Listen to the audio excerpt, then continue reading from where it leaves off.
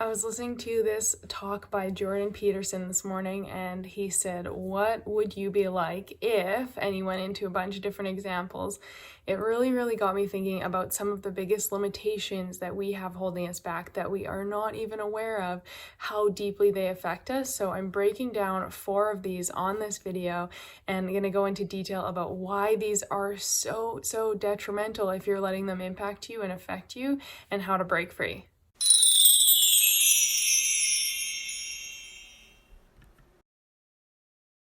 Hey guys, welcome back to another video. My name is Kara Michelle and I'm here to help you live your truth. And this video today is all about transforming your mind and your life so that you can start doing the things that you want to do. So if you're sitting here, if you're in this lockdown, or if you're watching this, who knows how long from now, but you're not happy, you're not satisfied, something is going wrong, or it's not really feeling good in your life, you're ready for a change, this is the video for you, and this is going to help you so much. So let's dive in. Okay, so what would you be like if you stopped avoiding? This is the one Jordan Peterson mentioned on the talk I was listening to, and it really made me think. Okay, what he said is that if you stopped, imagine if like 10 years ago you stopped avoiding certain things, right? You stopped avoiding speaking up for yourself. Imagine what your life would be like right now. That was a big one for me. I never wanted to, I felt like I wasn't heard when I spoke up, so I kind of just kept quieting my voice more and more. But then I'd get frustrated because I'd be in these situations or these relationships or these experiences where people weren't really respecting me or listening to me, and I didn't feel heard, but I had been avoiding speaking up for years, right? So if I take responsibility for that and reflect on that in my own life, I can see, man, if I would have stopped avoiding that a long time ago, who knows where I'd be right now, right? And things could be so different. So maybe that's the same example for you. Maybe it's like, what if you stopped avoiding like pain, right? Because this is another big one. A lot of us, actually everyone, we try to avoid present day pain and we put it off. We try to avoid it, but it's going to show up, right? Sometimes that means like quitting a job.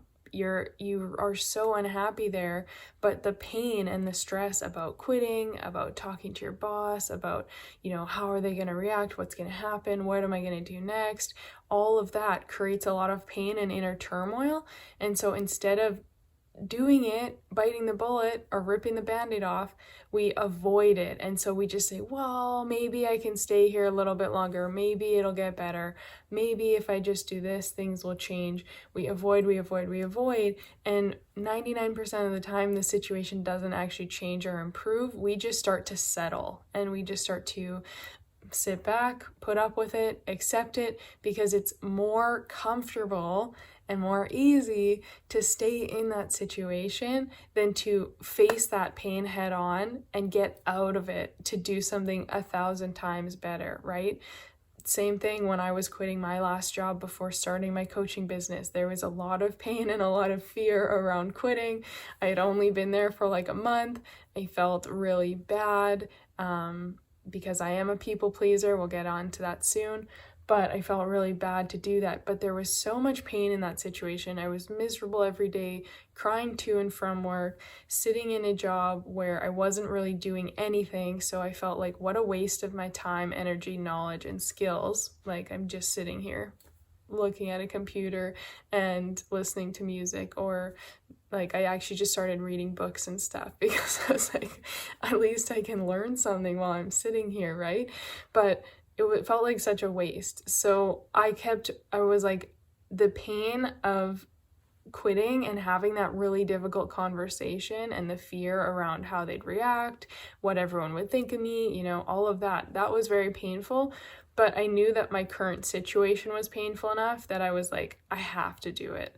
I remember how stressed and anxious I was for the few days leading up to it, but I was like, I need to do this. There's no other option. So I pushed through that pain, and that's what then allowed me to have that freedom, that deep breath of like, oh, I've done it. I'm free. I get to do the things I want now. I get to go all in on my coaching business. I get to build the ebooks and the programs that I've been dreaming about for like the past year and piecing together, right? I get to do this now. But you have to get through that initial pain. So if you're avoiding pain right now in your life, it's really important to realize that you're not actually avoiding it because you're continuing to create pain in the situation that's going to continue to build. So at some point it is going to catch up with you. And Tony Robbins talks about this in his books too, about, we're always seeking pain or pleasure. A lot of times we try to avoid the pain. But the thing is like, in order to really get the pleasure, you've got to push through these things. You got to deal with them and make your situation better every single day, which means you can't keep avoiding. Number 2, imagine like what would life be like if you stopped judging and labeling, right?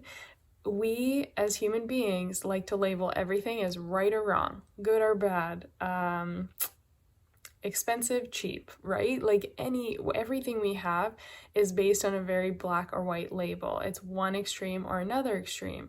And this is the duality that we create in life that causes us to then label everything that happens based on our past experiences. So say you've been hurt by some friends before in the past, you label these certain kinds of people as harmful or painful or not caring, right? You label the situation in a certain way, you see them as bad. Now you meet someone new and they display like one tiny characteristic or similarity, your mind immediately latches onto that label, that story, and lumps them in together and goes, oh, they're just like that person too. And you latch to that label, right? Or labeling yourself, what you're capable of because of your past experiences, because of how you see yourself. Always creating these labels of, I'm not good enough yet, I'm not good enough yet, I can't do that. Oh, if I had a degree, if I had this, if I had done that, if I were as smart as this person, oh, if I were lucky enough to grow up in a family that this person grew up in, if I had the money, we create all these attachments and labels and excuses. Quite honestly, they're just excuses, right?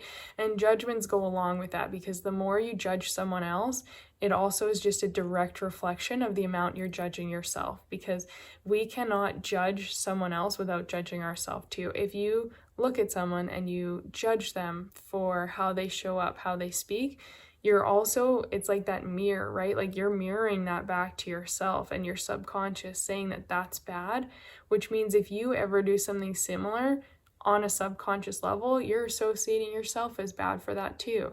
If you judge someone for having money and abundance and living this lavish lifestyle, you're blocking yourself from ever having that, because you're telling yourself all the time that it's bad, it's evil, it's greedy, it's dirty, it's negative, you don't like it. Well, you're never gonna be able to have that then, because you've just spent a long time reaffirming that it's bad, right? It's not safe for you to have that now. And this is one of the biggest blocks that keeps people stuck, right? And same with relationships, same with appearances, same with careers, everything. Whatever you are judging, whether you're judging yourself or judging someone else, you are keeping yourself stuck and keeping yourself blocked into a certain story or identity that probably doesn't serve you. This is what I talk about in my programs, in my Conquer Your Mind program.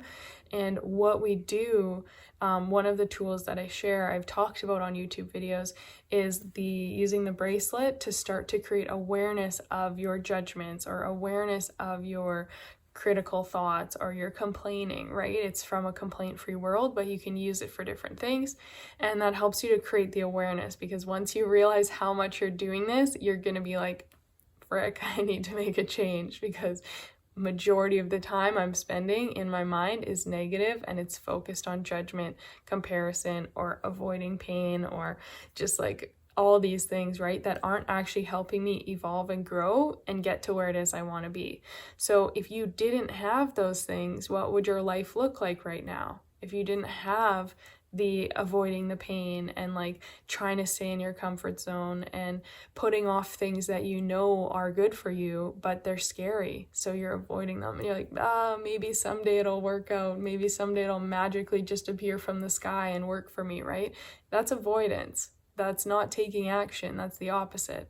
So what would life look like? Think about it. Okay, what would life be like if you stopped people pleasing? This was a huge one for me. I'm still working on it every day, honestly. People pleasing, you're putting other people's needs before your own, which means you are putting yourself second, you're putting yourself last, you are quieting your own intuition, your own needs, your own happiness, because you're trying to make sure someone else is happy with you. But that never works out, because eventually you are going to erupt, you're going to snap, you're going to resent this person. A lot of times this is what happens. You start to resent this person, but they never knew what was going on and they never understood what you had been doing this whole time. So you can't blame them. It's on you. You're the one who started to act this way. You're the one who put yourself last. And one thing I noticed a lot of times in my own relationships in the past, more so than now, is that because I was putting my needs last, then people didn't really respect me, because they could just get what they wanted from me, because they knew I would do it, right? I'd be there, I'd be like doing anything I could, right? How can I help? How can I make your life better? How can I make you smile? Whatever, right? What can I do? And then they'd get it, but they wouldn't care about what I needed, because I've never demanded it. I've never had the standards or the boundaries or the self-respect to say, hey, what about me? Like, this is what I need. And this isn't about being selfish. And this is where so many empaths and kind-hearted people like myself get stuck. We don't want to feel selfish to say that. And we feel like it's evil or mean or greedy to be like, hey, what about me? You can still do selfless service. I mean, what do you think my life is, right? I'm putting out content every day on Instagram, Facebook, YouTube, sharing free value with people every single day. That is selfless service. That's still shows that I have a heart, right?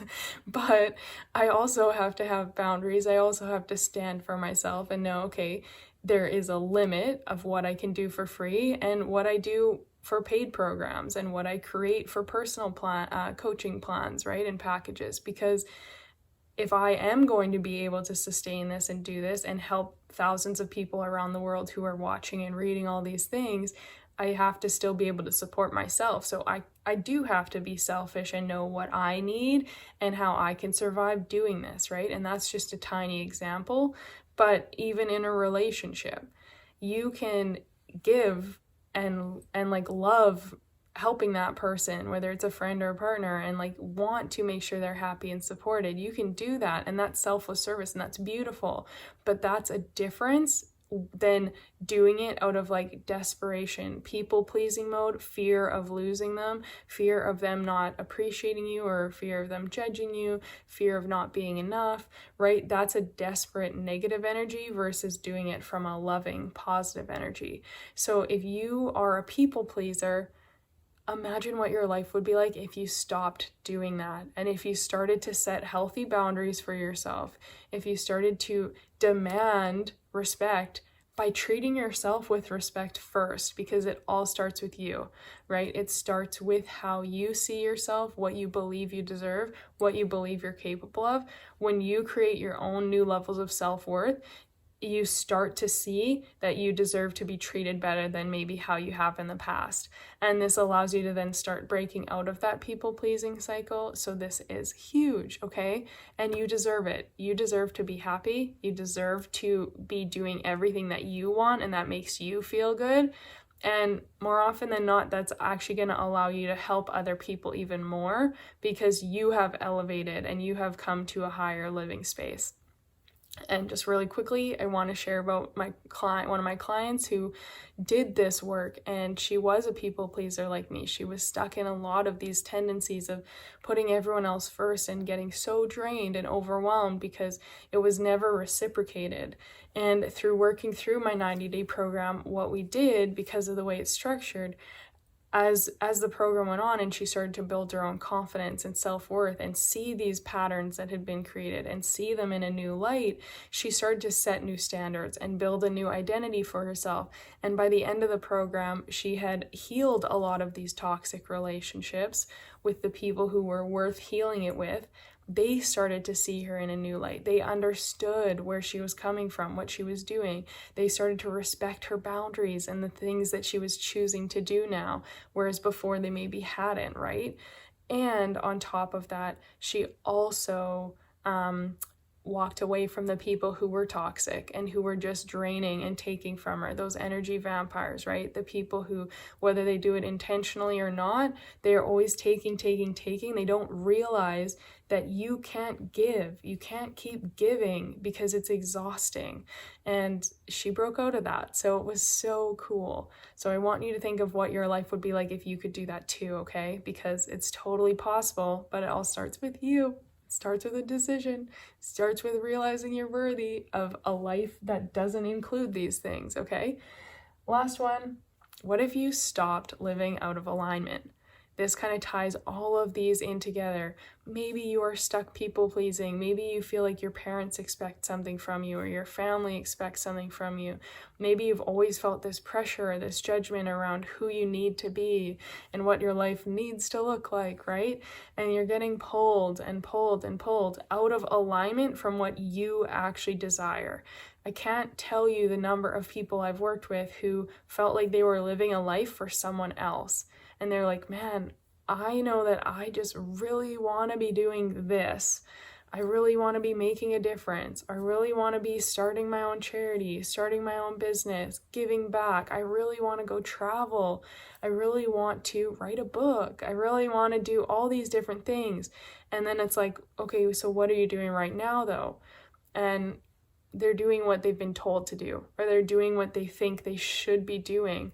And that's a really dangerous place to be in because it's very unfulfilling and leads to, again, more negative emotions, more anxiety, more depression, more resentment, more disappointment in yourself, in others, and in your life. And this is not what you are here on this earth for. You are here on this earth to live in alignment with what feels best for you and make that a reality. That's why we're conscious creators. That's why we were put here, so that we could sift through the experiences of what I don't like, what I do like, what doesn't feel good, what does feel good, and start to find that place of, this is what I really feel called to do. This would feel so amazing for me. If I were waking up every day doing this, man, that would be the life. That's what I desire, right? You were meant to be living in that space. All of these other things, we're here to help teach you and show you what you actually want. I share about this on another video. For example, I thought I wanted to be a yoga teacher. Well, I experienced it and I realized, you know what? I love yoga, but I don't know that I really want to teach it. So it wasn't a failure. It was a curve, and it helped me see, yeah, you know what, this is just something I want for myself, but maybe not a career. So what can I take from this, and what does this help navigate me towards that I do really want? So the more times you see what you don't want, the more clear you get on what you do want. Abraham Hicks says something like that. I didn't say it quite so eloquently, but if you changed these 4 things, if you could double down and focus on those every day and really get clear on what living in alignment would look like for you, I can pretty much guarantee living in alignment would mean that you're not avoiding the things you know you need to do, that you're not avoiding quitting that job that you hate, or getting out of that negative relationship, or taking a break with someone, right? Or going on a trip that you've always wanted to do. Maybe not right now. I don't know why I did this. Maybe not right now because we're in lockdown.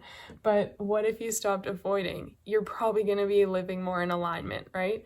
What if you stopped labeling and judging other people? Well, you're just putting out negative energy by doing that and creating more limiting beliefs and resistance around what you're capable of. If you stop doing that, you're going to be a lot more in alignment with who you are and what feels good. You're going to be trusting the flow and the impulse, and that is a magical place to be in. If you stop people pleasing, 110%, you're going to be a lot more in alignment with yourself, because only you know what you are meant to do. Only you know what's best for you in any given moment. It doesn't matter how good people think they know you. They don't know you. They don't know what feels good for you. They don't know what situation you're in. They don't know what your dreams and desires are. They might think they do, but they can never fully understand it, because only you are living in your head, and only you know your soul and know what you are called to be doing. So it's all about getting in alignment with that and trusting that you know what you're meant to do. Follow that impulse, okay? Do not keep people pleasing. Do not keep letting everyone else's views of what you should be doing dictate your life. That is just going to continue to lead you to be more unhappy, because you're not living your truth and you're not doing what feels best for you. So I'd love to know in the comments which of these 4 things you're maybe going to focus on most. You could say all 4, that would be cool too. But if there's one specific one that you really feel like, man, that stood out to me, I need to get rid of that, then go for that, write that down. Let me know in the comments. Please, as always, hit the thumbs up if you liked this video. Make sure you've subscribed, turned on the notification bells, and I will see you on the next video. If you want more support, if you want more help with these things, make sure you check out the links down below for my free mindset training and my 5-day challenge, okay? Those things are going to help you immensely with everything I shared on this video, and helping you get out, break free from this current place, from this mindset, this identity, and rise up into who it is you're meant to be. And you'll also learn how we can work together and how I can support you in doing this work, because your life can be radically transformed by following my 90-day program and this proven process, okay? So make sure you check those out, and I will see you on the next video. Bye!